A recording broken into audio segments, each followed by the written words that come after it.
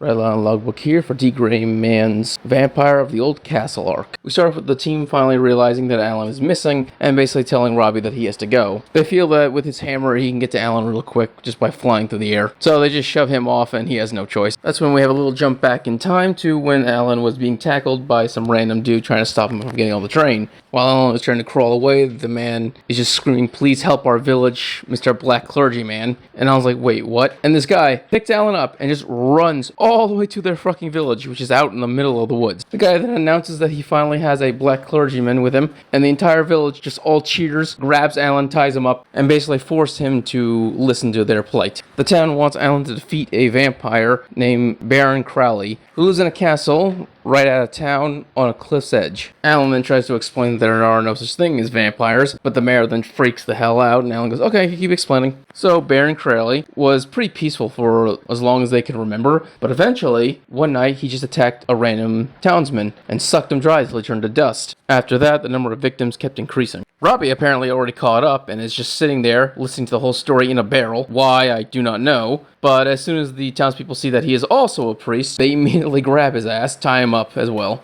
They then continue the story where they explain that a man dressed as they are, in a black outfit and a cross, also showed up to their town. This was before the attacks by Crowley, and he decided he wanted to meet the vampire. Now, the townspeople warned him that this would be dumb. He'd die if he went there, but this priest went there anyway, went to the castle, and about 3 days later came back and said, "Hey, if anything happens to that vampire, ask for help from someone who's dressed in my uniform." And so the townspeople start begging for their help. Obviously, Robbie explains that we kill Akuma, we don't kill vampires, but the people just get more excited because that means they kill demons. And that's when Alan finally went, "Okay, so who is this priest guy who told you all this?" And that's when the mayor quickly made a sketch of General Cross, and that's when Alan realized, damn. Before they go off to the castle, they use their golems to call Lena Lee to explain the situation. She understands because it's an order from Cross, but she's worried because if they get bit by the vampire, they'll be turned into vampires. Both Robbie and Alan don't really have the heart to tell her that vampires aren't real. When they get to the castle, the door looks like the mouth of a monster, and that's when Alan and Robbie realize that whoever this guy is, he has really bad taste. And if that wasn't creepy enough, all of a sudden they hear screaming coming on the other side of the wall. The townspeople force them to enter, and as they walk through, they are stunned by a bunch of horrifying statues and grave markers as the place's decorum. Both Alan and Robbie begin to get so scared of this place that they actually start to get their anti-Kuma weapons ready. Then the two are able to sense someone watching them, and before they can even react, the vampire launches itself past them, grabs some random villager by the neck with its teeth, and starts sucking the life out of him. That's when we just randomly jump over to the Science Division of the Black Order, and they are currently on the verge of collapse from overwork. That's when Johnny finds a piece of paper involving vampires. He tries to ask Reaver about it because it's 8 years old and he's unsure if it should just be thrown away or it should be investigated. Reaver has no idea and he's too busy doing other things, so he doesn't care. That's when Kanda finally returns, and so Johnny then immediately goes to him and asks him about it. And Kami's response is, "Oh, that, yeah, I remember that. There was a vampire named Baron Crowley. It had nothing to do with innocence, so it doesn't actually matter. We actually sent a few searchers to look into it, but they all became his prey, so it amounted to nothing." And that is literally it. That's when we jump back to Alan and Robbie, who are freaking out because vampires are real. All the other people then freak out and start running away. As for Alan and Robbie, they of course activate their anti-Kuma weapons and then charge the vampire. Robbie's the quicker one to make a move. He makes his hammer gigantic and then tries to crush the vampire. But Crowley catches it in his teeth and holds it there, and then just tosses the hammer with his teeth and Robbie to the side. Alan, of course, then uses his innocence to grab the vampire. And that's when the vampire starts laughing and says, "Hey, why are you two attacking me? You're both monsters too." And the response is, "No, we're exorcists." Crowley doesn't care what they call themselves. They're just in his way. And he bites Alan's finger, actually penetrating the innocence, surprising Alan and also hurting like hell. He starts sucking Alan's blood, but then starts to choke and vomit because the blood just doesn't taste right to him. He then grabs the civilian that he was currently feasting on and takes off. And once again, he just speed blitz past Alan and Robbie. They can't even react to this again. So he's just gone, and they're just left there with Alan with bite marks on his finger, and Robbie saying, "Oh, that's going to upset Lena Lee if you turn to a vampire." We actually follow Crowley back to his mansion, where he's currently vomiting into the sink, when a young woman walks in and says, "Welcome back, Master Alistair," which means Crowley's full name is Alistair Crowley. Also, this woman's name is Iliad. Crowley then falls to the ground, crying, apologizing because he had turned into a vampire again. He then crawls over to the man that he attacked and was sucking the blood of, starts to shake him, ask him if he's alive. He's alive. Iliad takes the man's pulse, but he's already dead. She says she'll dispose of the bodies where she buried the others. And of course, Crowley starts crying even more, lamenting the fact that all the villagers hate him, the fact that he's a monster, the fact that basically an angry mob came to kill him. Iliad then hugs him and says it's not his fault, it's only because he's a vampire, and at that moment he's about to actually kill her, rip through her neck, but he's able to stop himself. He jumps back pretty far, to the point where he actually climbs all the way up to the top of the ceiling, where he tells Iliad to stay back, and he then tries to tell her that he loves her. She obviously gets the response, says I love you too, and she tells him that the two of them should live in that castle forever. Why should they care about those people out there? That's when we skip back over to Alan's group, with the villagers are all cheering on the black cloaked priest. Yeah, go ahead, kill the vampire, woo! And they're doing it far away. All because Alan got bit and they're all scared he's gonna turn into a vampire. And the even funnier part is that even Robbie's a little scared he's gonna turn into a vampire. He pulls out a steak and some garlic out of the ether. He tells Alan not to be worried, but Alan is clearly worried. Alan gets pissed and says, let's just go to the castle. Robbie's like, oh, so you're excited to take on a vampire now? And Alan's like, no, he took one of the villagers. If that man is still alive, they can save him. So they should go now while there's a chance. The mayor says, yeah, that makes sense. Crowley has taken all of his victims, all 8 of them, to the castle. Obviously, Alan and Robbie are feeling the townspeople are getting annoying at this point, and they're just like, you stay there. We're gonna go check out the castle ourselves. When they finally do make it to the main building, as they're walking through the rooms, all of a sudden they get all dizzy, and Robbie even knocks out completely. Alan's able to cover his mouth in time, but he begins to realize, I know this smell. I've smelt it before. And before he can remember properly and react, that is when him and Robbie are both grabbed by giant flowers. The entire room is just covered in them, and they immediately just try to eat both Alan and Robbie. Since Alan's the only one conscious, he pulls out his anti-Akuma weapon and starts blasting at the flowers as best he can. Alan's able to free the both of them and then starts knocking on Robbie's head to wake him up. And while that's happening, that's when Alistair walks past and then starts yelling at them for attacking her master's precious flowers. Alistair recognizes the cross and realizes these are exorcists and then gets all bloodlusty. Robbie, on the other hand, gets all hard-eyed. Ella then decides she's going to take advantage of the situation and starts flirting with Robbie. Robbie takes the bait, but Alan hits him in the head, even harder this time. She's done with them and asks, why are you even here? And Alan's response is to save the villager. And Ellard's like, oh, you mean this guy? She just picks him up with one arm. Goes, yeah, I was going to bury him with the rest, but if you want, you can have him. Tosses the poor man's corpse, and the man-eating flowers devour it instantly. Pentagrams then appear on all of the flowers. They start withering and dying, and all of a sudden, there's just a massive fucking explosion. That's when we move over to Crowley, who is currently looking at a portrait of his grandfather, who is doing the Einstein tongue-out photo. He starts telling his grandfather that he's given up. There's no way he's ever going to make friends in the outside world. There's no way the villagers are ever going to accept him. All he has is Iliad, which is fine with him because he loves her, but he's still very lonely because he has no friendship, no nothing. He's just a man in a castle, and he blames his grandfather, saying that this is his curse. Crowley says he's always wanted to leave this castle, he always wanted to go out, but his grandfather didn't like that, and so he questioned if his grandfather was the one who turned him into a vampire, if he's the one who cursed him to be this way. And that's when we catch up to the present, because as Crowley is talking to his portrait of his grandfather, the floor falls out from under him because of the massive explosion that was used to try to kill Alan and Robbie. Both Robbie and Alan just fall off the building, catch onto a wall, barely surviving that. In fact, the two of them are actually quite amazed that they even made it out of there alive. Alan thanks the specially made suit by the Black Order. That's when they look over and they see a crudely made cemetery. Robbie thinks it's probably for pets, but then Alan goes, no, these are for the villagers that were killed. The woman said she was going to bury the other guy with the rest, which means these are all the people that Crowley killed. As they're examining the graves, Alan touched one of the tombstones, which is just a cross made of 2 sticks. But even then, it just crumbles to dust when Alan touches it, which is way too weak. So the two decide to examine even closer, and they see that there are pentagrams covering the dirt where the grave was. Pentagrams only appear where there's the poison of an Akuma, and they start examining the other graves, and just like the first one, every single dirt pile has pentagrams. And so that's when they begin to realize, these are not graves for humans, these are graves for Akuma.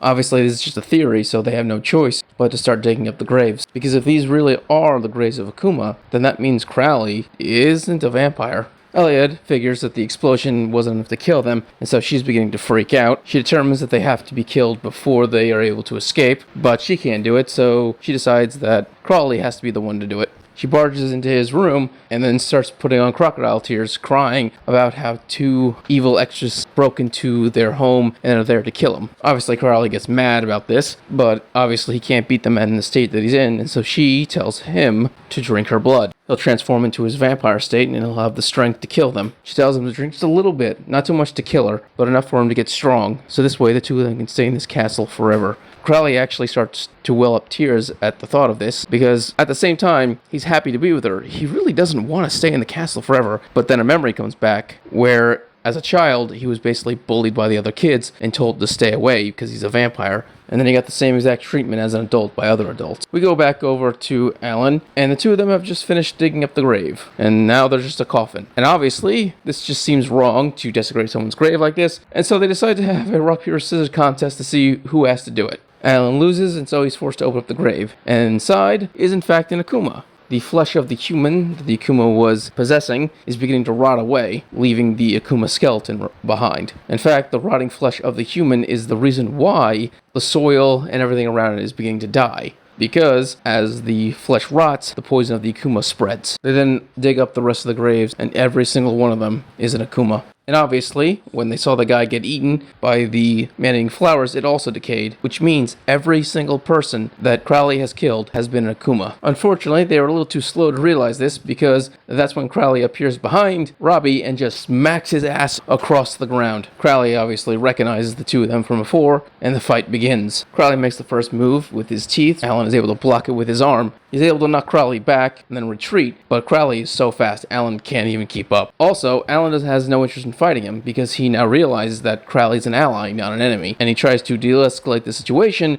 but Crowley just assumes that Alan is just scared now, that Robbie has been taken out, and so he's now all alone. Alan realizes that in this situation he has no choice, so he deactivates his anti-Akuma weapon, and this is actually what gives Crowley pause and stops him from attacking. With his chant, Alan then tells Crowley that all the people that he killed were Akuma, not humans, and that he isn't actually a vampire if he just thinks about it. Crowley then responds by speed blitzing behind Alan and biting his neck. At least that's how he made it look. He actually bit a chunk out of Alan's hair just to scare him. And he tells Alan, I don't know anything about Akuma, but I just enjoy the hunt. Which is 100% believable. That desire to hunt, that desire to kill, that is his innocence telling him to take out these Akuma. So that feeling is real. He just doesn't realize that it's not a feeling towards humans. It's a feeling towards, monsters, weapons that belong to the Millennium Earl. But once again, Crowley doesn't understand any of that, and he doesn't realize any of that. And so in his eyes, he's just there to kill. And he immediately then speed blitz Alan again, but this time he punches him straight through the wall back into his castle.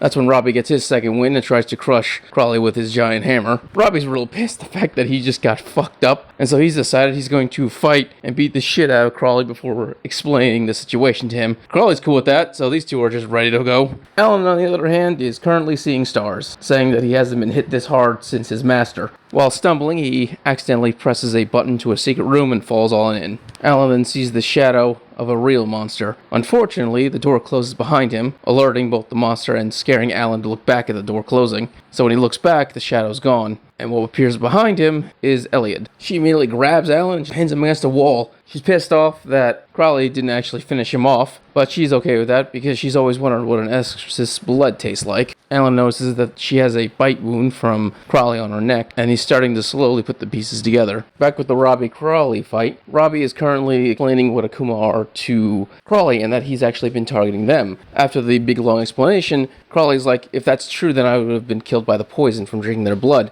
But Robbie's like, no, I get that, but it's because your teeth are the innocence. You're a paramecia type just like Alan, and so you're able to neutralize the poison of the Akuma and drink their blood. And so instead of killing you, it makes you stronger. So Robbie basically tells him that they're actually allies and that he should join them. And he'll get his answer after he wakes up. Because Robbie is still pissed off about getting hit, he decides he's just going to knock Crowley out. And all of a sudden, these magical circles start floating around Robbie. That's when we jump back over to Alan, who is currently still being pinned down by Elodie, who is slowly crushing his chest, and Alan is actually beginning to lose consciousness. Alan realizes he's losing consciousness, and his only choice is to try to bargain with her, saying that they're not there to kill Alistair anymore. In fact, Alistair has innocence. He is an exorcist like them. This angers Elodie, who just strikes Alan and says, "Are you an idiot?" He's a vampire, and that's all he is. And then her expression changes from being bloodlust to almost sorrowful, almost like she's about to cry, where she says she's not going to let them take Alistair Crowley from her. And the only way she can keep him is by killing them. So she just knocks Alan the fuck out. She grabs him and smashes him into the ground. Alan was already on the verge of passing out, so this just knocks him out cold. She then pulls out an axe. From where? I have no idea. Of course, this mansion is full of creepy stuff, so it wouldn't surprise me if one of them had an axe. And she's about to behead Alan. But Alan's innocence does what it always does. It protects him, automatically, without Alan needing to do anything. Without even transforming, his hand crushes the axe. I keep forgetting just how strong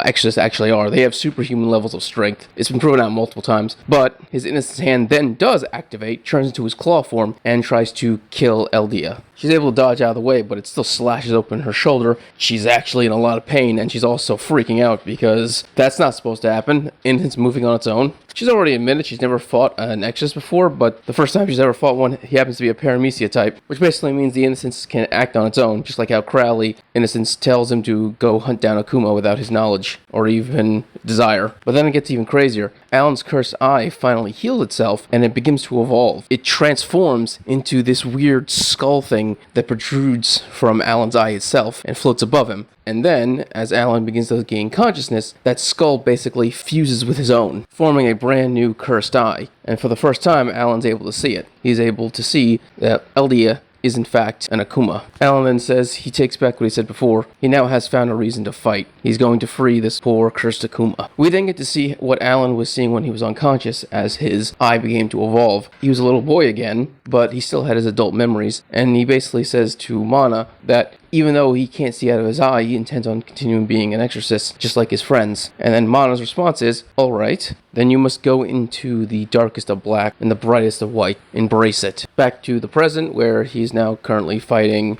Adia. She's currently looking at the scar she now has, and she's patting down her clothes and complaining that it left a wound and she's all dirty and such. And Alan's like, "Wait, aren't you gonna transform?" Her response is, "Actually, I like the body I have. It's quite beautiful, and I don't like turning into this ugly creature. But for this moment, I will transform just to kill you." Back at Robbie's fight, Crawley is currently losing control because the amount of blood he took wasn't enough, and so he's running out of energy. He needs more Akuma blood. Robbie's like, "Okay, well, if you're weakened at this moment, I'll just take advantage of the situation." He then swings his hammer at one of the magic circles. They're actually seals, and whenever he stamps one with his hammer, it unleashes its power. In this case, he's unleashing the fire seal. It transforms into a giant fire pillar in the shape of a snake, engulfs Crawley completely in it, and just carries him through the mansion, just smashing through walls, burning him alive. Both their fights end up causing them to smash through walls into the same room. Of course, Crawley is partially unconscious because he just got burned alive. And so when Elodie sees Crawley, she immediately transforms back into her human form and then runs over to him. That's when Alan and Robbie are able to catch up, and Robbie notices that Alan's eye has been healed. He then looks over to Elodie and goes, "Hey Alan, is that woman?" We then go into a flashback and we get to see the life of the Akuma. When Elodie was first created, apparently she ended up taking over the body of a pretty rich and powerful woman. She was also very young and beautiful, and so Elodie really enjoyed this life that she lived. In fact, she was constantly being praised for her beauty, and men adored her. It was something that she really did enjoy. But she's an Akuma, and so she would get hungry,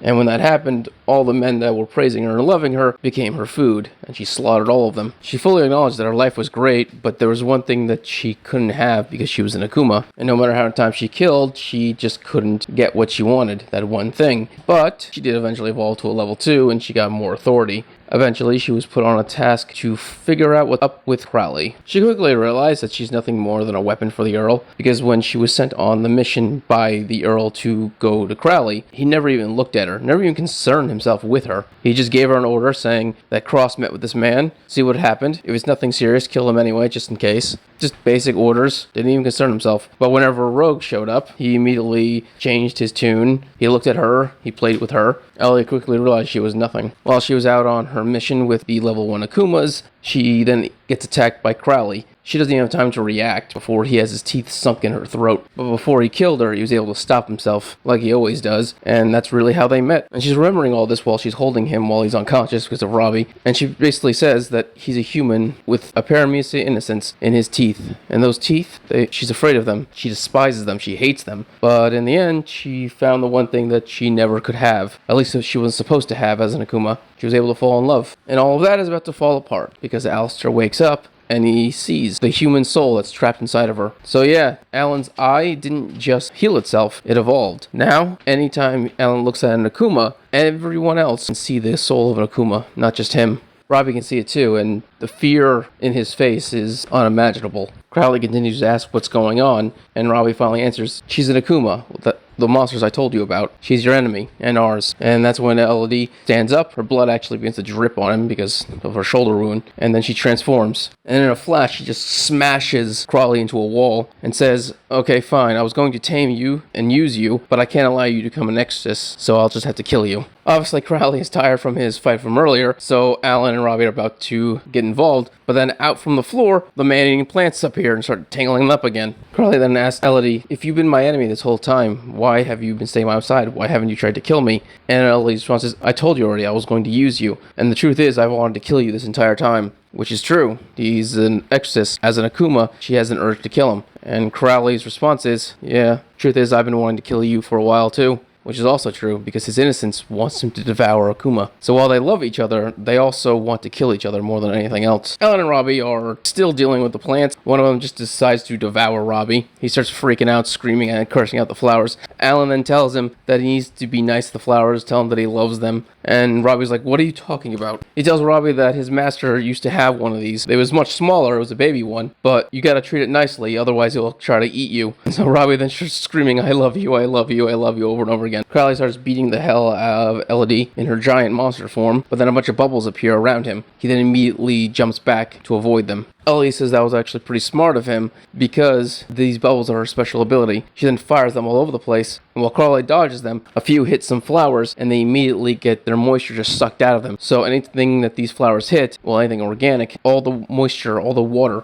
any liquid inside that thing's body is immediately sucked out of it. Which means both Crowley and Elodie's are the perfect enemy for one another, because their entire thing is sucking the life out of other people. One of her bubbles actually hits Alistair's right arm, and it completely shrivels up into a husk. Crowley then says that harming his grandfather's flowers requires severe punishment. She then mocks him for saying that, because in truth, Crowley hates these flowers. He hates everything about this mansion. He's just too scared to leave, and he uses his grandfather as an excuse to hide away from the world. He tells her he was okay with that as long as she was by his side, and even though she's an Akuma, he still loves her, and he needs to free her from this state. Crowley then charges forward, and she fires off more of her bubbles. She gets his other arm, both his legs, and then his torso. Only thing that hasn't been dehydrated is his head, and so he just collapses to the ground as an empty husk. She transforms back into her human form and walks towards him, and she continues to think to herself that the one thing that makes a woman most beautiful is the one thing that I can't do, which is fall in love. Which isn't true. She did fall in love with Crowley, but she has to kill him, so that love is kind of empty and hollow at this point. Because in the end, she has to kill any man that gets close to her. That's her job as an Akuma. But if there was a man that could survive being around her, that man would be the death of her in the end. And that's exactly what happens. The teeth of Crowley are able to still move, and so he launches himself up and bites her right on the neck. Her last thought and words are basically that she loves him, and then she disappears, turned to dust. We then get to see Crowley's backstory. Besides being bullied his entire life, he basically saw himself as nothing more but a possession of his grandfather, because his grandfather collected weird things. Everything that you saw that was horrifying, including the plants, those are just all the things that his grandfather thought was fascinating. And in the end, Crowley saw himself as just one of the pieces of that collection. And so he didn't actually belong to himself, he belonged to his grandfather. And all he wanted in his entire life was proof that he existed. And that's what Elodie was. She was proof that he existed because she loved him, and he loved her. But now he killed her, so he's lost everything. All the bubbles pop, and it begins to rain everywhere, and this apparently calms down the flowers, allowing Alan and Robbie to get away. They walk over to Crowley, who's currently slumped over, depressed, and then he starts insulting the flowers, and all three of them get eaten. Now that he's killed the woman he loves, Crowley doesn't want to live anymore, and he's decided he's going to commit suicide. The only problem is, he's taking the other two with him. That's when Robbie starts screaming, I love you, I love you, I love you, over and over again, trying to calm the flower down, but it's not working, obviously. Alan's more concerned with Crowley because while drinking Elodie's blood, he was able to reform most of his body. His right arm is still shriveled, but he's like, it doesn't matter. If I drink more Akuma blood, it'll go back to normal. I'm fine. But he's still depressed, and he still wants to kill himself. He has no reason to live now that he's killed the one thing that he loves. But that's when Alan's response is, then become an exorcist. Yes, you loved her, but if you become an exorcist, then you'll kill more Akuma. This will become a job for you. It will be your purpose in life. That means you killing Elodie would have mattered. It would have meant something. It was your duty, after all. Basically, he wants Crowley to rationalize killing the woman he loved in the only way that he can. Might seem kind of dark on Alan's part, but the fact is, Crowley should not be killing himself. He's a good man, and he should live on. And if he has to justify killing the woman he loved by becoming an exorcist, then he should do that. Eventually, Crowley and them get free from the flower, and they're currently talking about Cross's visit. And Crowley's response is, oh, yeah, him. Apparently, he was a friend of my grandfather's, and he returned to a plant that his grandfather gave him. Alan then goes into his depressed state that he always gets whenever he remembers something from his past with Cross. In this case, he remembers having to raise that flower as it tries to kill him every day. Crowley's actually concerned for Alan because he got all depressed like he was just a second ago. But Robbie's like, no, it's fine. He does that all the time. Anyway, continue the story. So the story continues. After Cross left, the flower eventually bit Crowley. The flower then immediately died, but this was the beginning of Crowley's transformation into an exorcist. The innocence was in the flower, and it transferred itself into him by biting him. As a result of this, all of his teeth fell out, and his new vampiric teeth grew in its place. And I'm not joking when I say this was a painful transformation. Like, the man is in tears as he grows brand new teeth. So now they got the full backstory. They would like to know if he has any information on where Cross went, because they're looking for him. And Crowley's response is, well, he said he was going to the Far East, which means Asia, most likely, and that he's going to need a lot of money. So Cross was able to pressure Crowley into giving him tons of money because he was his grandfather's old friend. Yeah, Cross is a piece of shit. Crowley then asks the two of them to wait outside the castle for him while he gets things settled. They say, okay. While they're waiting out there, they discuss where Cross could possibly be, and the amount of money that he took from Crowley was a lot, to the point where they predict that he's probably in China.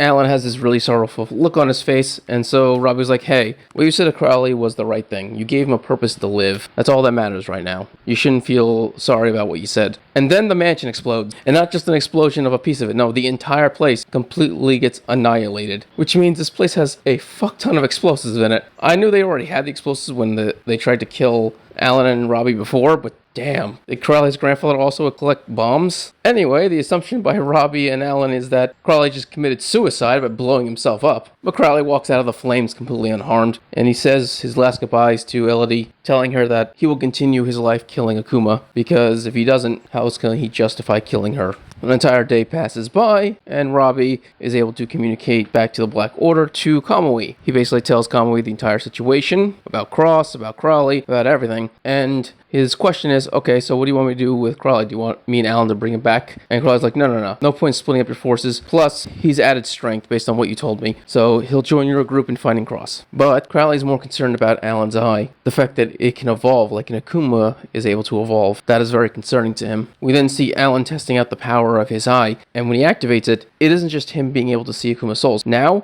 it covers an entire area 360 with him at the center. At a 300-meter radius, he's able to force the souls of every Akuma out of its body so everyone can see it, and no obstacle can get in the way, which means Alan doesn't actually have to see the Akuma anymore. Now, it just has to be within that range. Robbie's only response is, originally he thought that Alan's eye was pretty handy, but whenever he saw the Akuma soul himself, he lost the ability to eat for a while. It was so horrifying that the only way he can describe it is that Alan, the world that he sees is hell. The train is about to leave, so Robbie has to hang up and go. Kamui, on the other hand, continues to pretend that he's still on the phone call, so he doesn't have to do any more work. All of his other employees realize he's lying and demand that he get his ass moving because the pile of paperwork just keeps getting bigger and bigger. We then jump over to a dream that Lena Lee is having, and it's unclear if it's a dream or a vision, but she's basically sitting on ruins of the Black Order, surrounded by black water, and in the dream she starts to freak out, wondering where everyone's at. She starts looking around everywhere she can, but all she sees are the ruins and the water, until eventually, floating in the water, just under the surface, is Alan's dead body. This causes her to wake up, and her face is just deathly pale. In fact, the way she's drawn, her bangs are covering her eyes, so we can't see her true expression of what's happening. Bookman is clearly concerned because he can see just how distressed she is, but she's of course hiding it. She basically tells him it's nothing, And then we just move on, going back to Alan's group. We're currently on a train, and Crowley's depressed again. Why? Because when they went back to the village to explain everything, they refused to listen and immediately treated Crowley as a monster again. And also Alan as a monster because he got bit. The only person who got a monocle of respect was Robbie, and even then, I don't entirely blame the villagers. I mean, let's be honest, they did watch multiple of their townspeople get eaten by a vampire, so they're completely justified in thinking that Crowley is actually a monster and refusing to listen to their story. But still, that sucks for Crowley. Let's be honest, the man has been hated his entire life, and even at the end, he's still hated. They then suggest that he go around the train, check it out. Maybe this is the first time you've ever been on a train, right? Have some fun. And that's when his face gets all red and he's all excited and Crowley's ready to move and they're like, wow, his personality really does change. Goes from depressed to adventurous in like 2 seconds flat. And so Crowley goes to explore the train and hours go by and he doesn't come back. That's when Robbie and Alan go, oh, something must have happened. So they go look for him. And they find him surrounded by a bunch of guys crying down to his boxers. They're playing poker and he's lost everything. And now they're trying to force him to do one more hand. Basically, they're trying to literally strip him naked. Basically, he got suckered real quick and real easy. Alan's like, okay, I'll fix this. Takes off his extras coat, shows that all the buttons are made of pure silver, and tells them, okay, I will bet this in exchange for everything that you took for Crowley. And the leader of the scammers completely smiles at Alan and goes, alright. And that is the end of the arc. If you enjoyed this video, subscribe, give it a thumbs up so you enjoy more Deep Graham and other things. Thank you and have a great day.